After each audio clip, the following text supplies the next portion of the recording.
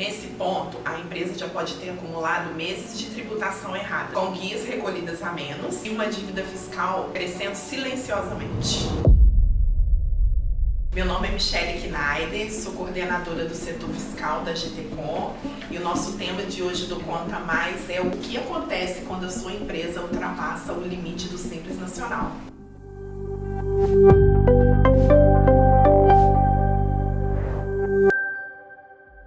Muitos empresários só descobrem que saíram do Simples Nacional quando já é tarde.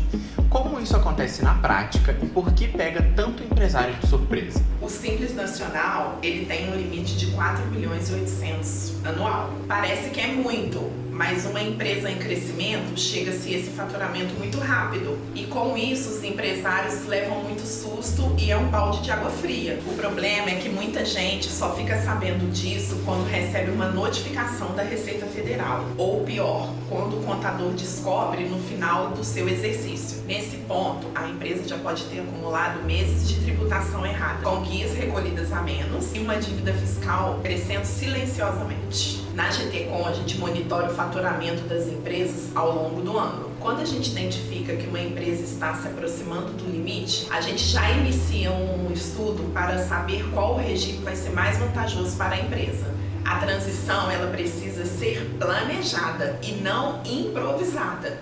Quais são os principais erros que os empresários cometem quando ultrapassam o limite do Simples Nacional, seja antes, durante ou depois do desenquadramento? Os erros são mais comuns do que se imagina. O primeiro e mais grave é não monitorar o faturamento da empresa mês a mês. O limite do Simples não é só calculado sobre o ano atual, ele considera os últimos 12 meses. Ou seja, uma empresa pode ultrapassar o teto no meio do ano e nem perceber. O outro erro clássico é achar que o desenquadramento só vale para o outro ano seguinte, sem entender as regras de transição. Dependendo de quando e quanto o limite foi ultrapassado, as consequências retroagem e geram cobranças de juros e multas. Tem também o erro de migrar para o lucro presumido no automático, sem fazer um comparativo real com o lucro real. Muitas empresas deixam dinheiro na mesa por falta de análises.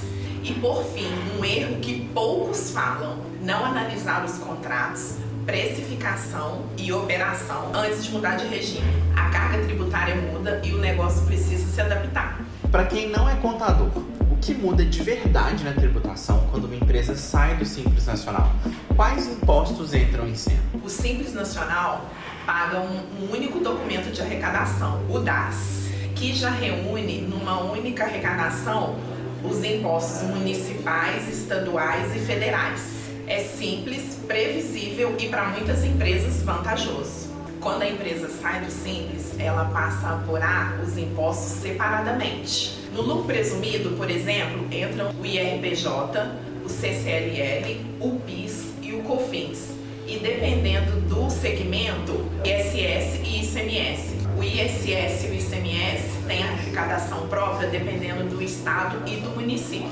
No lucro real, a apuração ela ainda é mais detalhada. O imposto é calculado sobre a margem efetiva, o que pode ser vantajoso para algumas empresas com margem menor. A mudança ela não é só burocrática, ela impacta diretamente o preço do produto ou do serviço e também da margem de lucro e o fluxo de caixa. Uma empresa que fatura 5.800.000, por exemplo, e migra para o lucro presumido sem revisar preço, pode ver sua margem desaparecer e sem ver o verdadeiro motivo.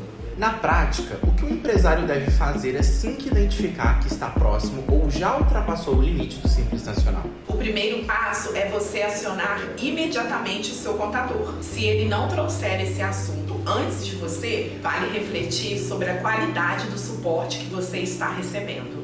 Entender exatamente em que momento ocorreu o desenquadramento e quais são as obrigações que você tem que fazer imediata com o Estado e com a Receita Federal. Fazer uma comparação entre o lucro presumido e o lucro real. Você precisa avaliar faturamento, margem, custos e sobre a sua atividade. Você precisa analisar a precificação e o planejamento financeiro. Isso tudo baseado na nova tributação. Além disso, é o momento de verificar se existe algum benefício fiscal. Crédito de PIS e COFINS no lucro real, regimes especiais de ICMS em alguns estados ou incentivos setoriais.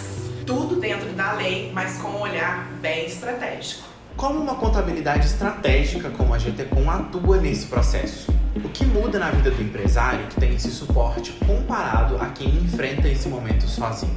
A diferença é enorme e vai muito além de fazer a contabilidade entre os regimes. Na GTCOM a gente não espera o problema chegar. O nosso trabalho é monitorar o faturamento mensalmente dos clientes e antecipar esse tipo de problema. Quando o empresário precisa tomar uma decisão de regime tributário, ele já chega na conversa com os dados e simulações e não com um susto. Durante a transição, a gente cuida de toda a parte regulatória, comunicação ao fisco, adequações das declarações acessórias, revisão do sistema e emissões de notas, enquadramento correto de CNAE e alíquotas. E depois, com o novo regime, a gente segue com o planejamento tributário ativo, buscando uma redução lícita dos impostos, revisando a estrutura societária se preciso e relatórios que mostram ao empresário o impacto de cada decisão. O empresário que passa essa transição com a GTCOM, ele não para de crescer, ele cresce com segurança. Se você gostou desse conteúdo, se inscreve, curte e conta mais o que você quer ver no próximo vídeo.